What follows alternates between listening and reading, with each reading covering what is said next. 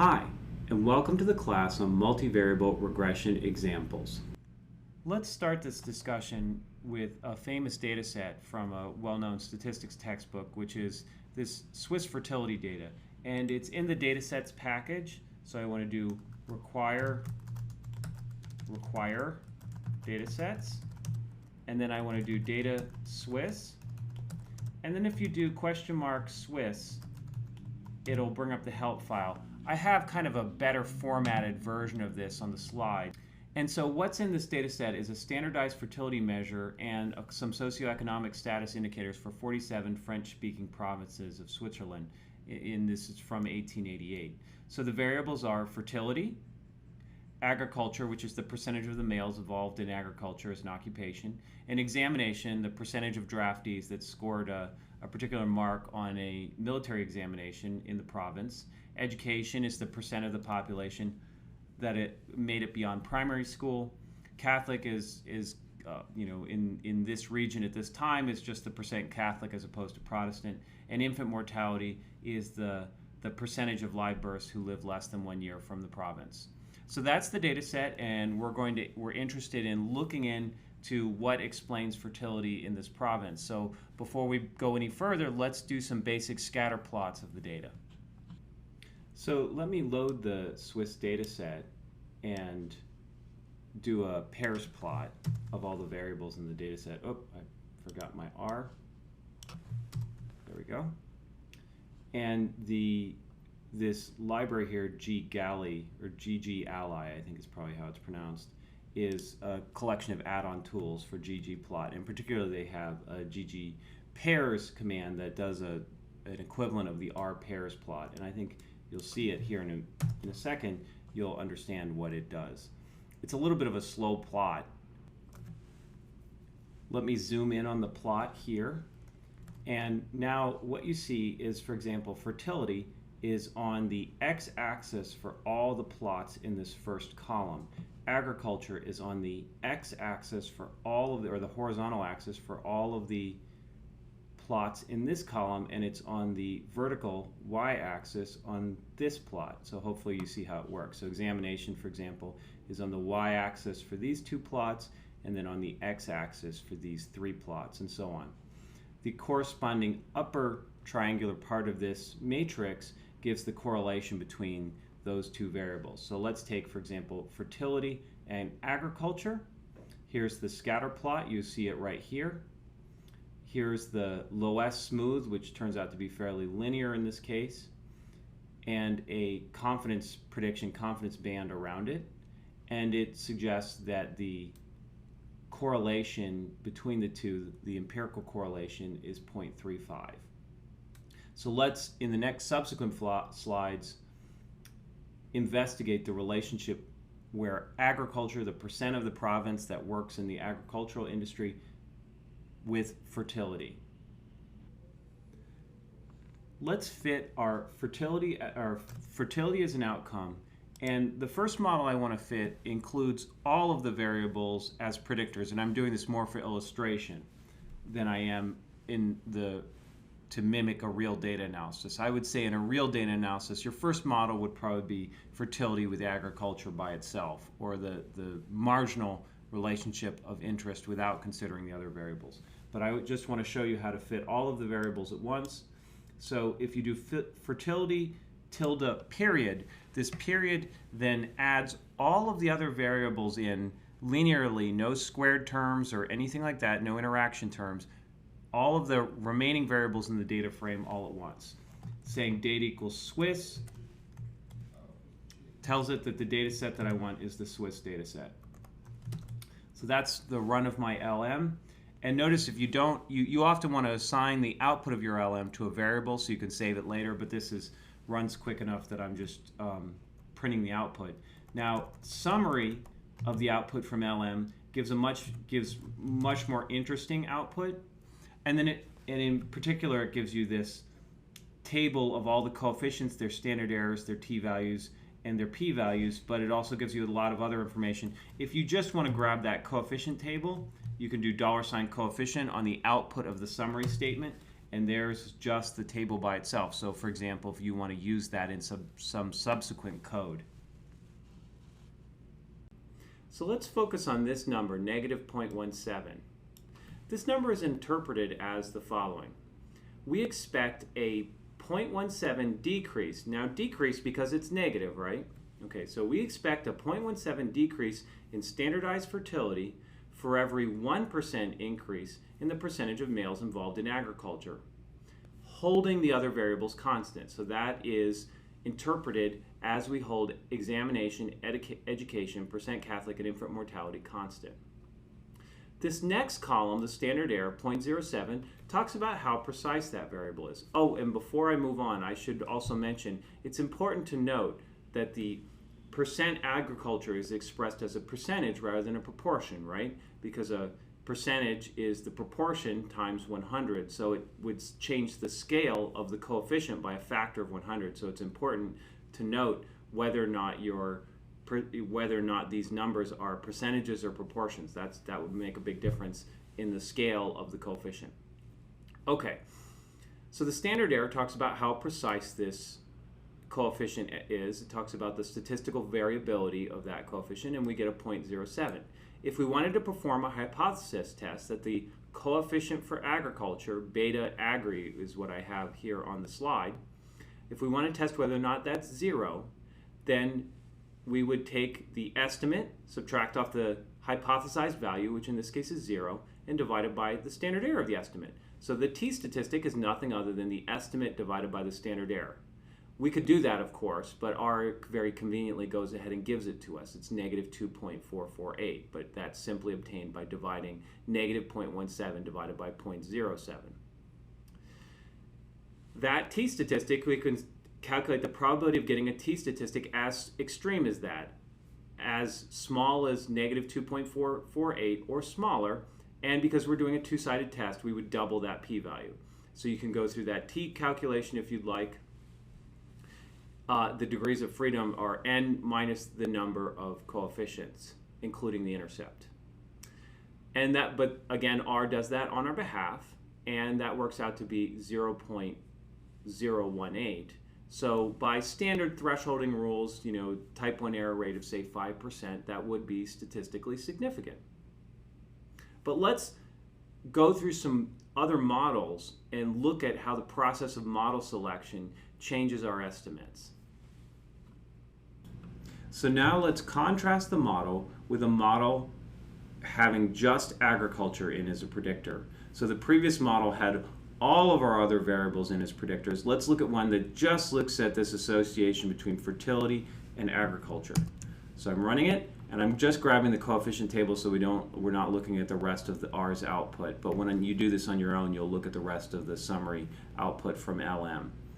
What's interesting is that the agriculture variable is about the same magnitude, 0.19 instead of 0.17. However, it's changed signs. Instead of agriculture having a negative effect on fertility, it has a positive effect on fertility.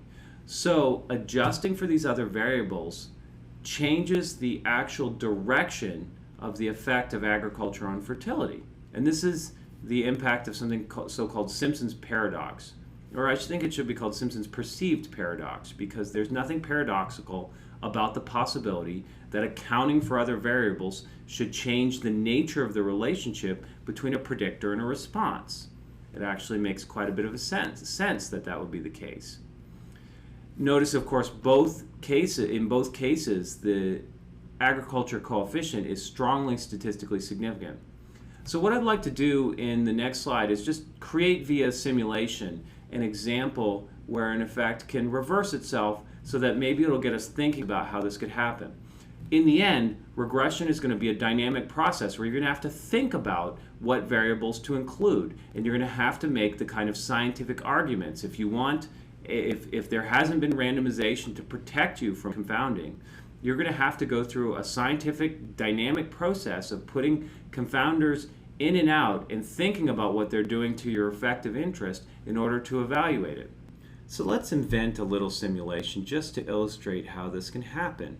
But there's a variety of ways it can happen. So this is just one, but let's just so you can see it happen as we code it from a real generating process that you can control, where you can control everything. So I'm going to assume that I have 100 data points. N is 100. And then my second regressor, x2, is just going to be the values 1 to n. So if you look at x2, it's just 1 to 100. So think of x2 as something that we might measure regularly, like days. So we measured 100 consecutive days. And then x1 is a variable that depends on x2, and it depends on random noise. So let's just make something up. So x1 depends linearly on x2, so it grows linearly with time. So let's say maybe hopefully x1 is your bank account, it's your money. It goes up with time linearly. And then there's all these random fluctuations that impact your spending, so your money doesn't necessarily always just go up. It goes up and down sporadically, but there's this linear trend of it going up. Okay, so there's my x1, and it's going to look different, right? So if I were to, for example, plot x1, it goes up, but it's got all this random noise around the line. Okay, now y, let's say y is happiness, some measure of happiness. So what happens with y? The true generating model is y is negatively associated with x1. Uh-oh, so money is, so your happiness is negatively associated with your money. I guess mo money, mo problems is what that's suggesting. But then it's positively associated with x2. So it goes up with time and down with x1. And this is the correct, and then there's some random normal noise. And this is the correct model because we're using it for simulation. So we know that it's the actual truth. Y, our outcome that we're simulating, depends negatively on x1 with a coefficient of -1, and depends positively on x2 with a coefficient of +1. Okay? So let's simulate our y. And now let's see what happens if we fit x1 by itself. And what we see is we get this enormous coefficient, 95, which is clearly wrong. It's nothing near the -1 that it's supposed to be, or that we would hope it would be.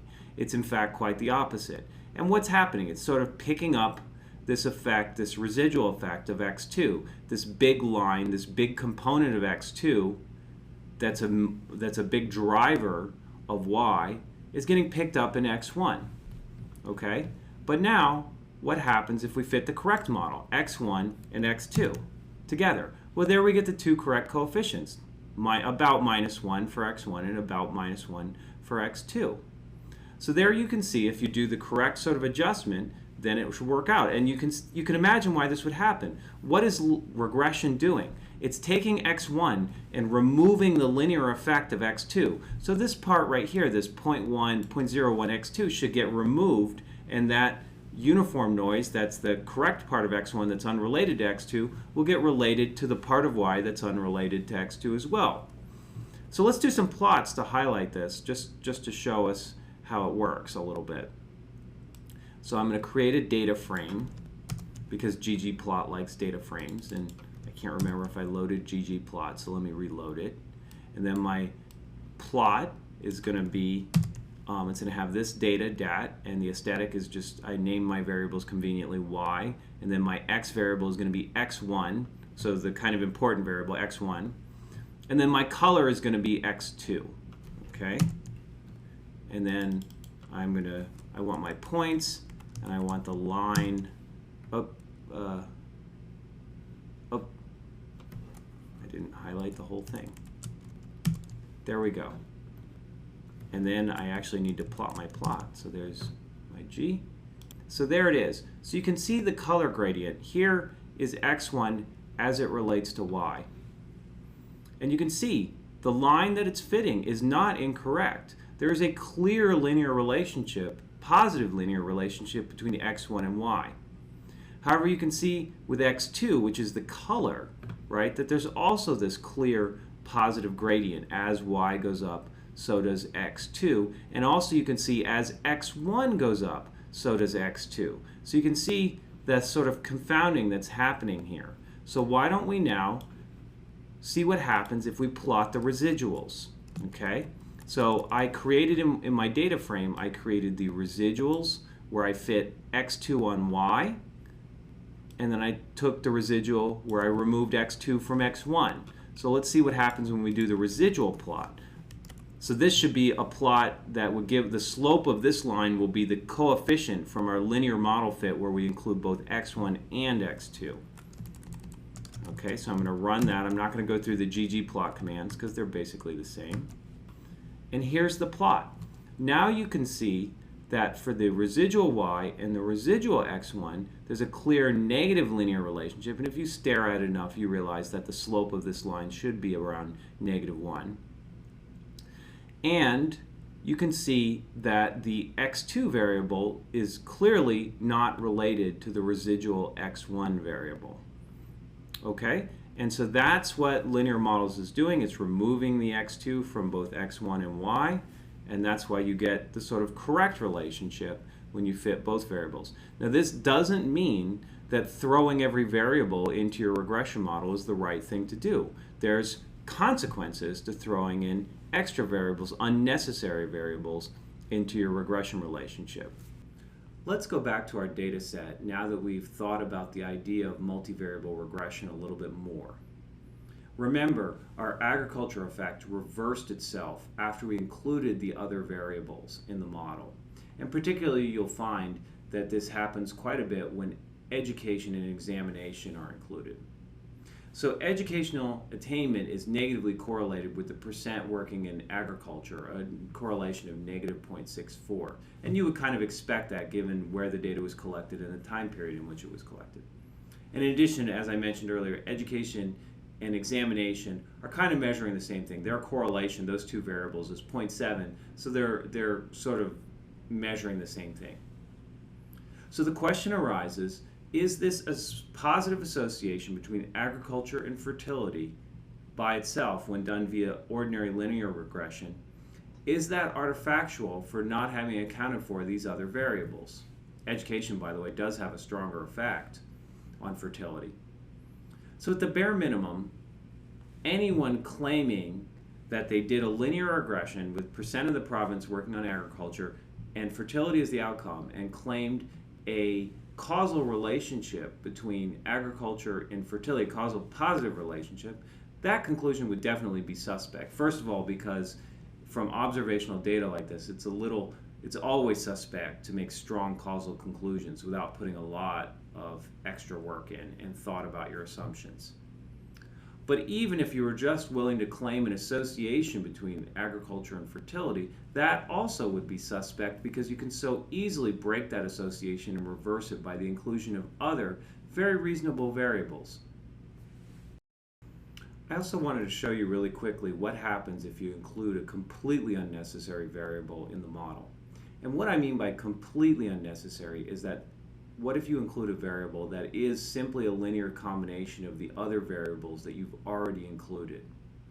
So you might include a variable that's unnecessary but is random noise, for example, and that's a different issue. We'll talk about that later. But right now, why don't we see what happens if we include a variable that in what I'm describing is completely unnecessary. So for example, if I create this variable z that's nothing other than agriculture plus education added together, well, that has no added value. We've already included education and we've already included agriculture in our joint model.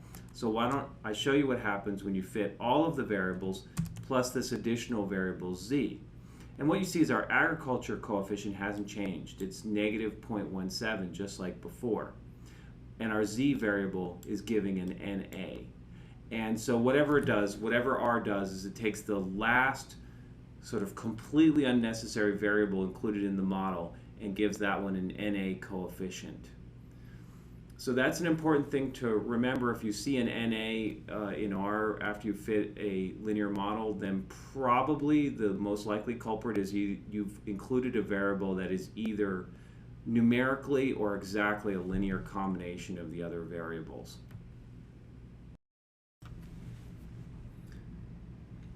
So you might be surprised to find out how flexible linear regression models are. For example, you can fit factor variables as regressors and come up with things like analysis of variance, if you've heard of that before, as a special case of linear models. Let's go through an example where we have one covariate, x equal to 0 or 1, and let's see what happens when we put that into a linear regression model. So here I have my model, y, my outcome, is beta naught an intercept, plus x times beta 1 plus an error term.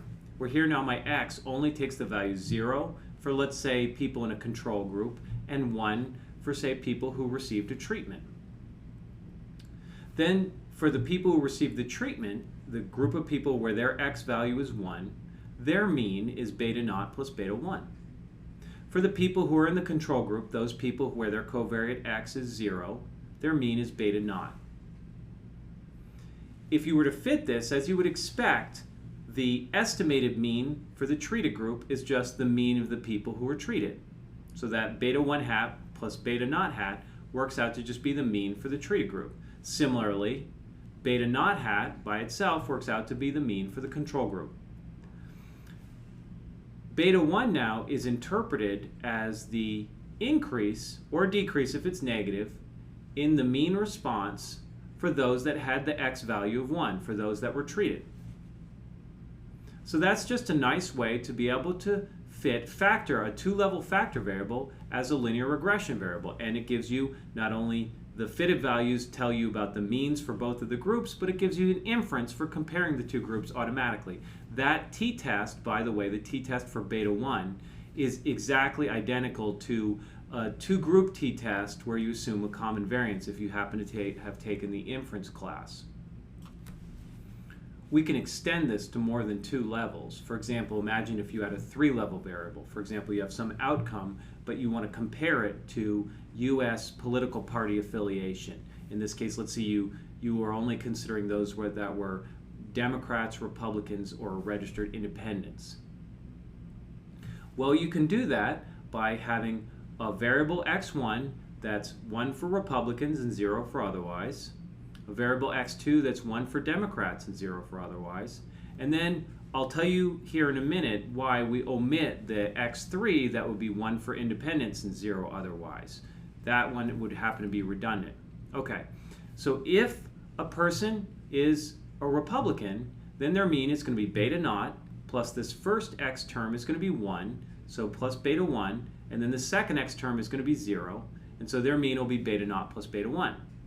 If the person is a Democrat, then it's going to be beta naught, then x1 will be 0, so that term will drop out, then x2 will be 1, and so it'll be plus beta 2. So for the Democrat, their mean from the regression model will be beta naught plus beta 2. And then if they're an independent, both these x terms will be 0, and it'll just be beta naught. And that's why we can't include a third term, right? Because if we know that you're Republican in the way that we've set up the variable, if we know that you're not Republican and not a Democrat, then you must be an independent in our data set the way we've set things up. And so it would be redundant to have a third variable in there. It wouldn't have any new information. Here we have 3 means, Republican, Democrat, Independent, in 3 parameters, beta naught, beta 1, and beta 2. If we were to add an extra parameter, it would kind of break the model. And I'll show you in R what happens when you do that in a minute. So if we look at our means here, if we compare beta naught, the mean for the independents, versus the mean for the Republicans, if we subtract those two, we get beta 1. So beta 1 compares Republicans to independents. And beta 2 similarly compares Democrats to independents. Then of course beta 1 minus beta 2 compares Democrats to Republicans. So what happens is by omitting the regression variable for the independents, then the intercept became the value for the independents, and all of the other coefficients have become interpreted relative to independents. The beta 1 effect, the one in front of the Republican covariate, is now interpreted as the change between Republicans and independents. The beta 2, the one in front of the Democrat covariate, is now interpreted as the change between Democrats and independents. And this was all a consequence of having omitted the one regressor for independents. If we had included the regressor for independents and excluded the one for Republicans, then the intercept would be for Republicans, and the coefficient in front of the Democrat one would be Democrats versus Republicans. The coefficient in front of the independent one would be independents versus Republican. And we'll go through some more examples just to illustrate how this works. And R kind of does this on purpose, or R kind of does this automatically for you if you include it as a factor value. It picks one of the levels to be the reference level. And so let's go through some examples. Hopefully that'll shore this up. But the main point I'd like to get across is whenever you're dealing with factor variables in linear models, what you set as your reference level has a big effect. These coefficients are interpreted quite differently depending on how you set them up and what you set up as your reference level. Okay, so let's go through an example in R where we look at a factor variable and see how R is treating it. So I want to make sure I require the datasets package. We've already loaded that in this lecture, but let's just do it again just to remind ourselves. And then I have this data insect sprays. And then I'm requiring the stats package. I don't know if that's technically necessary for what I'm doing. But if you do help insect sprays, here it gives you the help file for this data set. And the outcome is a count. It's a numeric insect count, so presumably number left after applying the spray. And the spray factor is the type of spray. Okay, and then it gives some examples of working with this data, but we don't need that because we're going to use it. We're going to build our own examples. So let's plot some of the data. So I want to do a ggplot, and I've already loaded ggplot2. But just to remind you, in case you're restarting your R session from earlier, you want to make sure that you require ggplot2. There, it's loaded, and then I have my ggplot, and then my data is insect sprays, and then for my aesthetic, my Y is the count, the number of insects. My X is the spray. They don't give you too much information about the sprays, but there's a couple of different sprays that they used. And then I want to fill the objects I'm creating with the factor variable spray. So there I've created my ggplot. And then I want to do a violin plot. A violin plot is kind of like a histogram, but sort of tilted on its side, and then they repeat it on both sides, so it looks like it looks a little like a violin. Well, it looks like a violin if your data cooperates. Otherwise, it looks like a blob. Okay, there's our violin plot, and then I want to set my labels. And then if you want to actually see the plot, you got to do bring it up. Okay, so here's my violin plot. So you see there's sprays labeled A, B, C, D, E, and F. Okay, and you can see the insect counts for so they applied, I presume they applied this spray to numerous batches of insects, and it's unfortunate they're not telling me whether or not the count is the count of the number of alive or the number dead, but so we don't know if this is a better spray, a better, let's say it's a mosquito spray or something like that, because no one likes mosquitoes. We don't know if this is a better spray or a worse spray. But let's talk about how we can test the difference between different factor levels, in this case using linear models. And then at the end I'll talk about some shortcomings of the approach that I'm proposing here. But here's a violin plot, and let me just do head insect sprays to just show you the beginning, the data, what it looks like. To see we have a bunch of counts and then the spray labels. Very simple data set. And so let's look at what happens when we include insect spray as a linear model and Y as an outcome. So let's fit our model, and now what we're fitting is our outcome is the count, the number of insects. Our predictor is the spray, which spray was used as a factor variable. It's already a factor variable. And then I give it the data set. And then here I just want the summary of the output from ln. Again, normally you want to assign your lm to a variable so you can keep it for later. And then I just want to keep the printing a little bit self-contained. I'm grabbing the coefficient table. And so there you see the intercept, spray B, spray C, spray D, spray E, and spray F, and spray A is conspicuously missing. And the idea is that everything here is now in comparison with spray A. So this 0.833 is the change in the mean between spray B and spray A. In this case, 14.5, the intercept is the mean for spray A.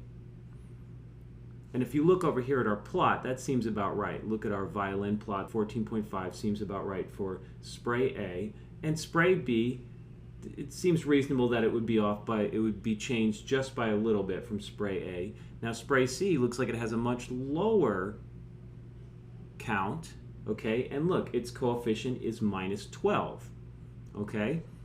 And that looks like about right. So this one's at 14.5, and you know, somewhere around 2 seems about right for this one, spray C. And so that's exactly what this coefficient is saying. This negative 12 here is the difference between spray C minus spray A.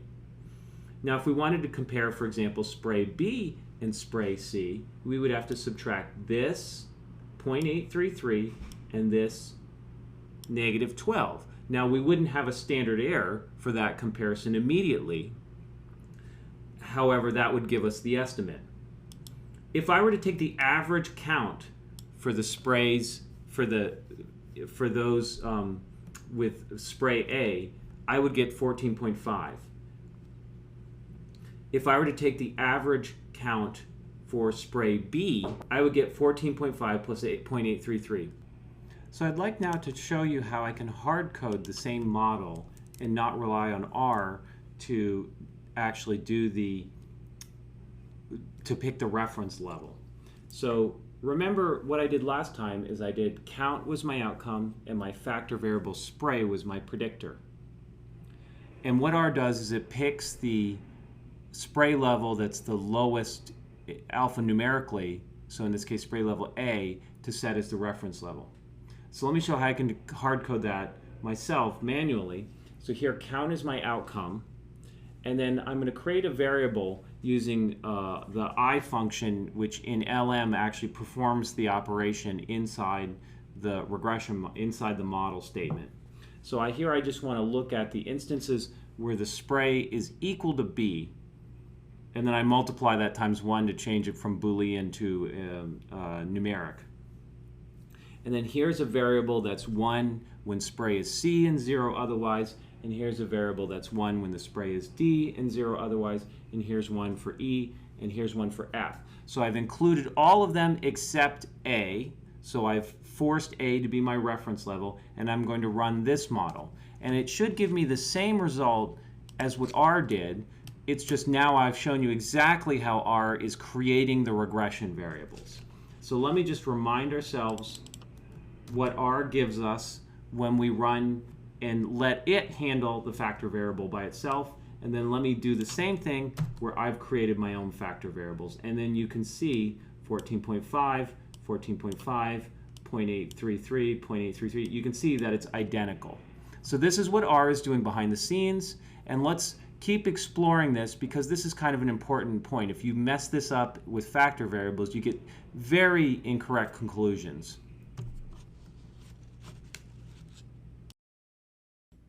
Now, let me show you what happens if I do include spray A here. So I've done the same model I did before where I included all the variables, but now I'm also including an extra variable for spray A. And let me just do the LM part. And notice it gives an NA in front of the spray A coefficient. And the reason for that is because it's redundant. We have 6 means, right, for 6 sprays. And we have 7 parameters, an intercept, and then now I've tried to put in 6 regression parameters.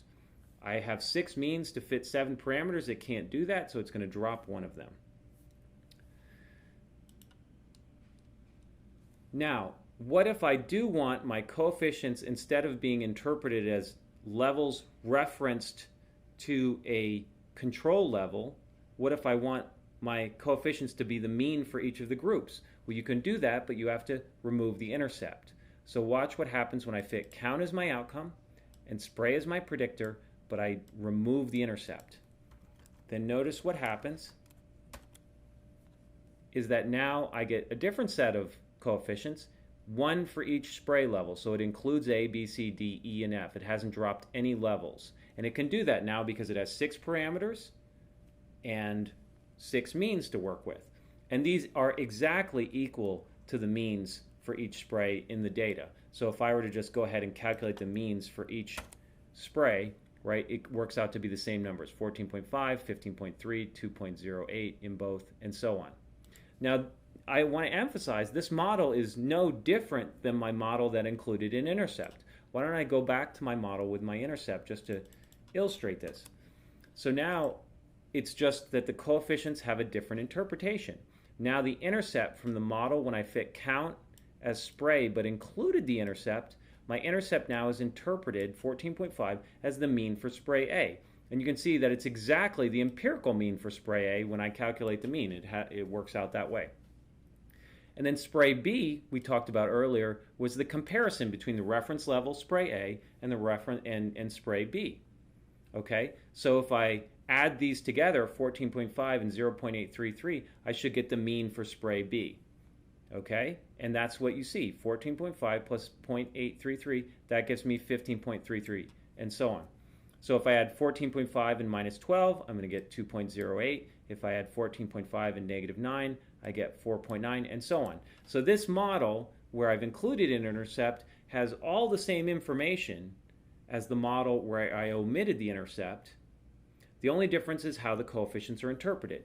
In the model with the intercept, now the intercept is interpreted as the spray A mean, and all of the coefficients are interpreted as relative to spray A, differences from spray A.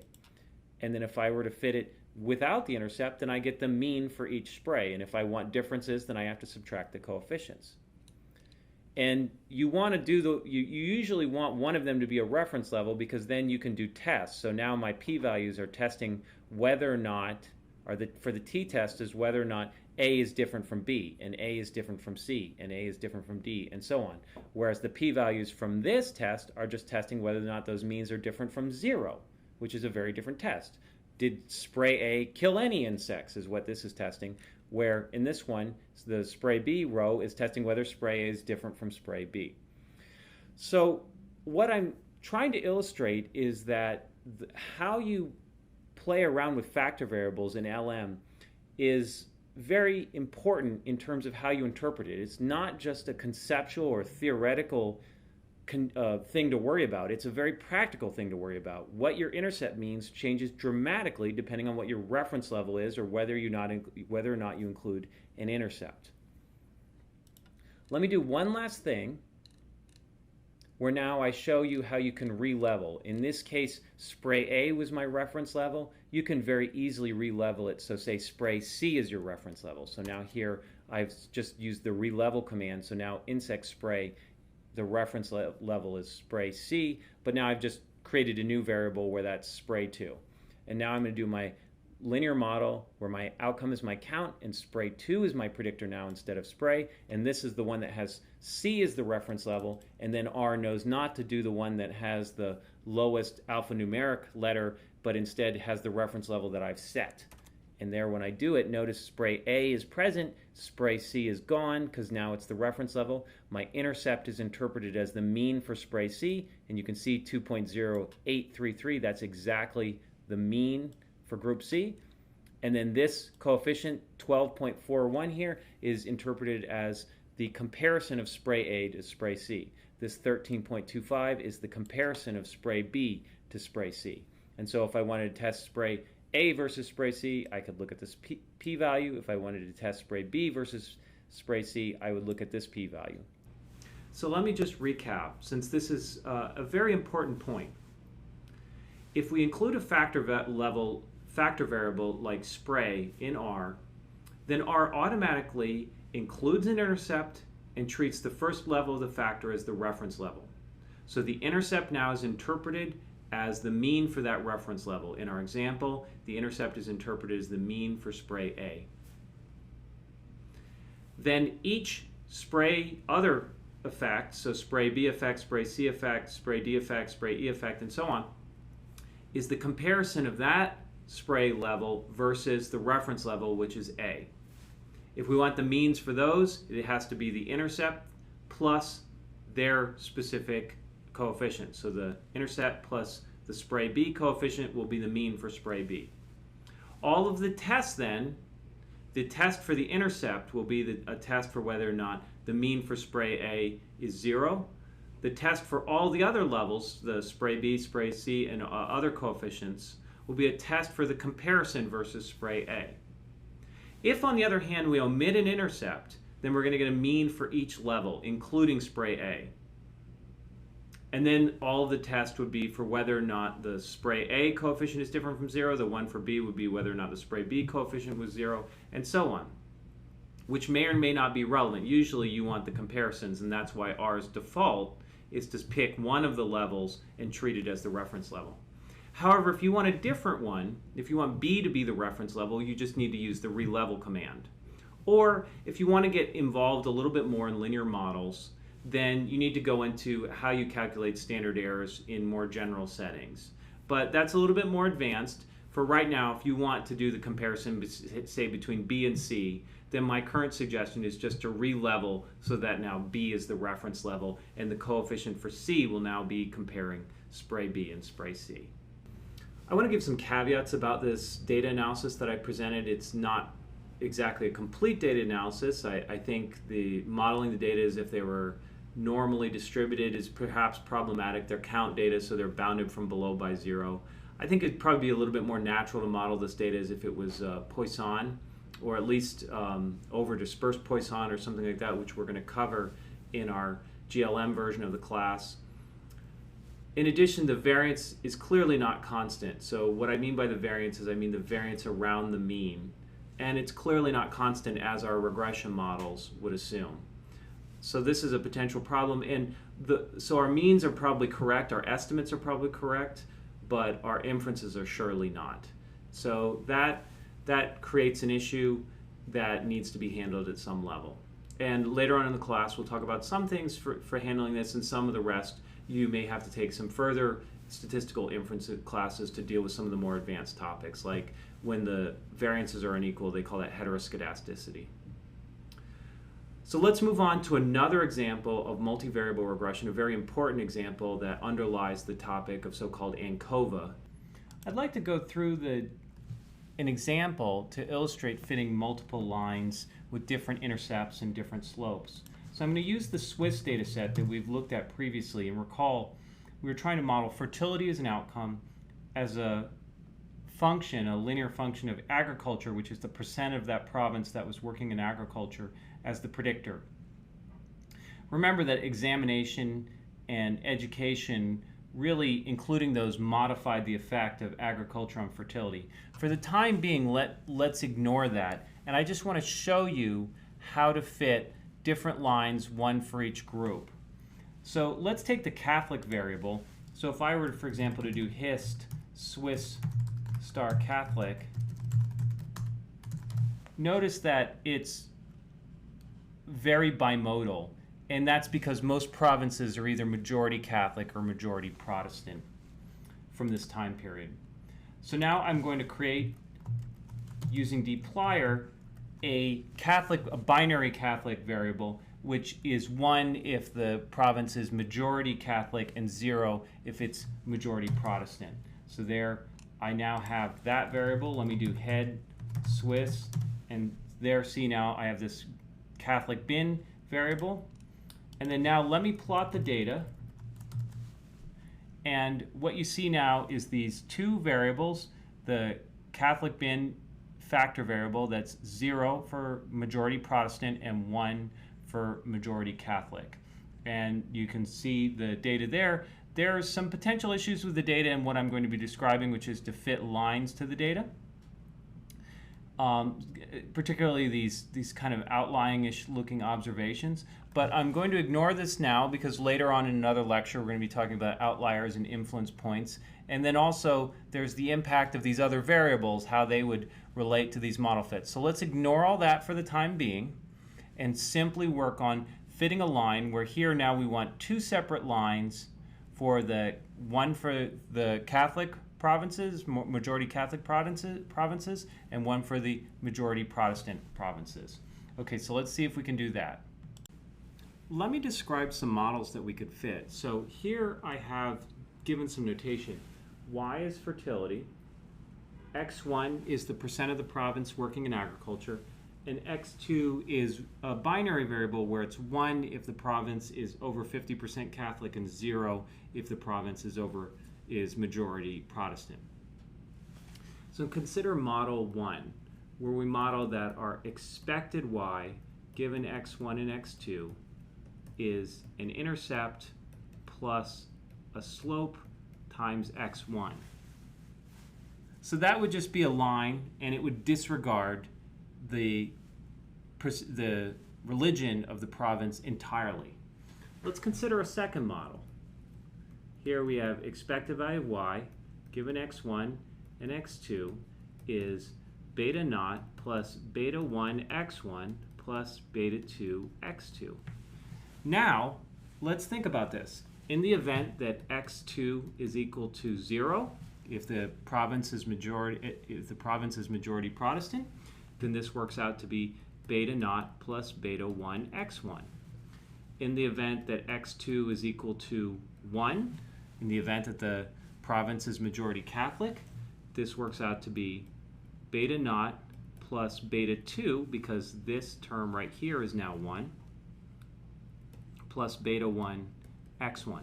So fitting this model, the model that includes x1 and x2 but no interaction, fits two models that have the same slope.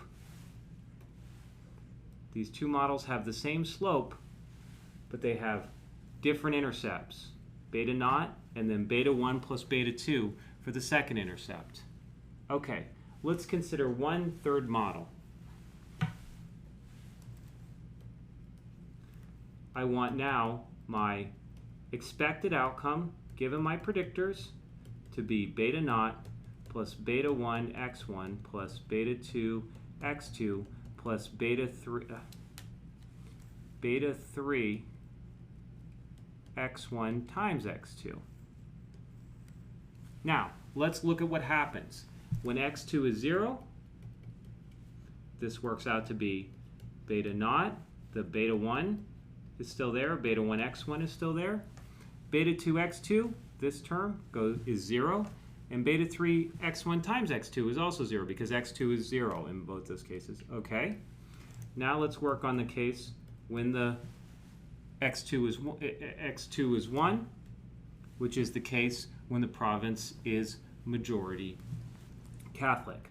So we get beta naught plus beta 1 x1 plus, now beta 2 is, this term is present because x2 is 1, and this term is now beta 3 times x1 because remember x2 is equal to 1 in this case that we're considering.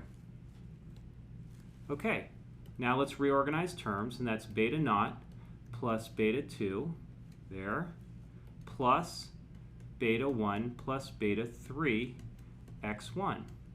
Okay, so what we've seen is if we include an interaction term, then we fit two lines, but now those two lines have different slopes. If we omitted that interaction term, we fit two lines, but they had the same slope.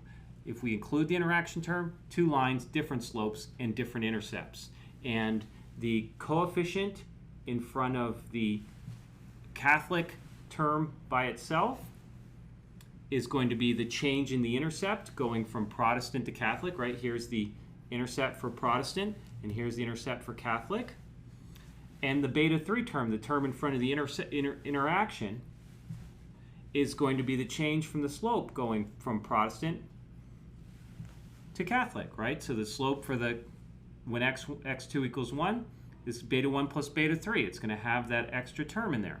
Okay, so let's try it with some code, and I hope it'll make sense. And I think it's a little bit easier to see when you actually do the code.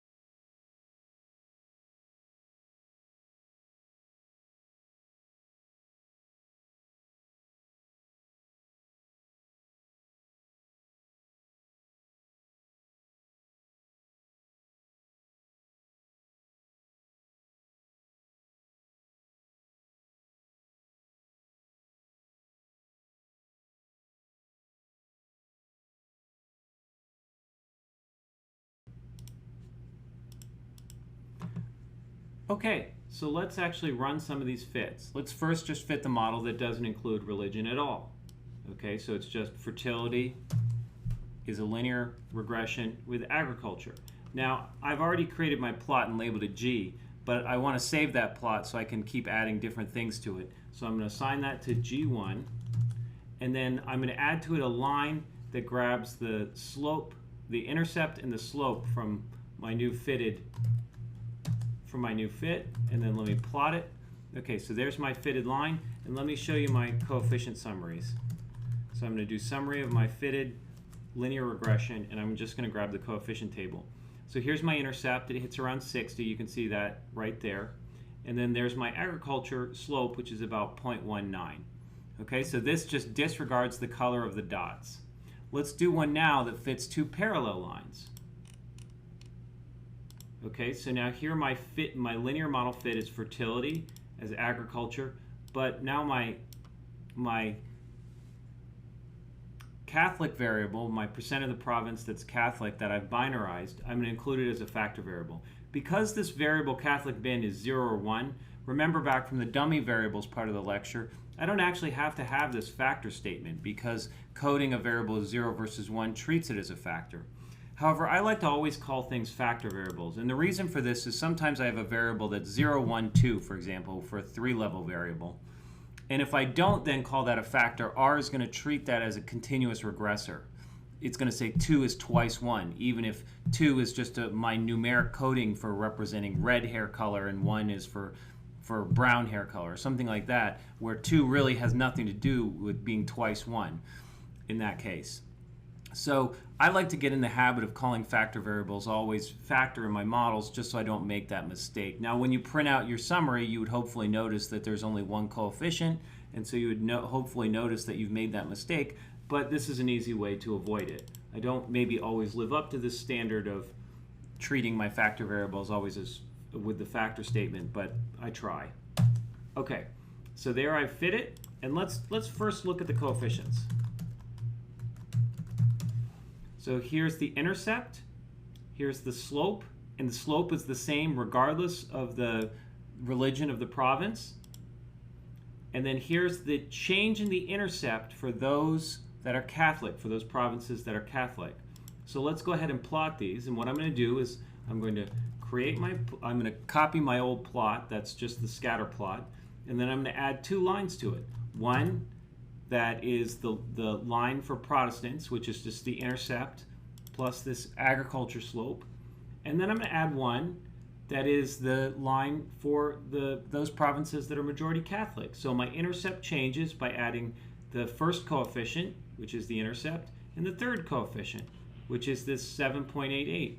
But my slope stays the same. It's just the same slope. So let me put that in, and then now let me plot that. And there you see what that looks like. It's 2 fitted lines where now I've forced the fits to have different intercepts, but they have the same slope. Now let's do some lines where they have different intercepts and different slopes depending on the percent of the province that is Catholic. So this one now I put in asterisks, and I'll describe in a second what this asterisk does. So I did the fit. Now I'm going to do summary fit star coef, and maybe it's not the best practice to keep naming your model fits the same exact variable and overriding it. You probably want to save them. So now look what happens. I have an intercept. I have my slope. Okay, so this intercept is the intercept for mostly Protestant provinces. This slope is the slope for mostly Protestant provinces. This 2.86 plus 62, that's going to be the intercept for the mostly Catholic provinces. And this slope plus this slope, 0.1 basically, plus 0.9, that's going to be the slope for the mostly Catholic provinces. So, because remember our coefficients added. What happens when you add an asterisk in between 2 variables in R is it automatically fits the interaction. So here's my interaction term. Here's my interaction term, plus all the main effects. So here's the main effect for Catholic. Here's the main effect for agriculture in the intercept. I'll show you in a minute how you can avoid doing that in R, though you want to be very careful with doing that. In general, you want to include the main effects if you include the interaction. Okay, so now let's plot those two lines. So here I'm going to assign my plot to be this original scatter plot that I keep overwriting. And then I'm going to add two lines to it. The first is the line for the mostly Protestant provinces. There my first coefficient is the intercept, and my second coefficient is the slope. Now I'm going to add a line that is the line for the mostly Catholic provinces. So here is my intercept, which is the first coefficient, right? The first coefficient, 62 here, plus the third coefficient, right? This one, that's the Catholic main effect, okay? And then the slope is going to be the second coefficient, right? This one right here, 0.96, plus the fourth coefficient, the interaction term that is the slope and the province being mostly Catholic. And let me plot it. There you see it. And so now what we have is two different intercepts and two different slopes. You can see, of course, that these lines are not parallel. So this, and you can see, so you might not know which line is which, but we can guess from the coefficients, right? So all the interaction terms, all the Catholic terms were positive. So this line with the slightly higher intercept is going to be the Catholic line, and this line for the slightly lower intercept is going to be the mostly Protestant, so the salmon-colored dots. Okay? Now I think you can probably see that, well, for the blue dots, it's not clear what these two blue dots over here, how they're impacting the fit, so we might want to investigate that. But that's for tomorrow, for the next lecture where we talk about residuals in influence diagnostics and that sort of thing. The last thing I want to do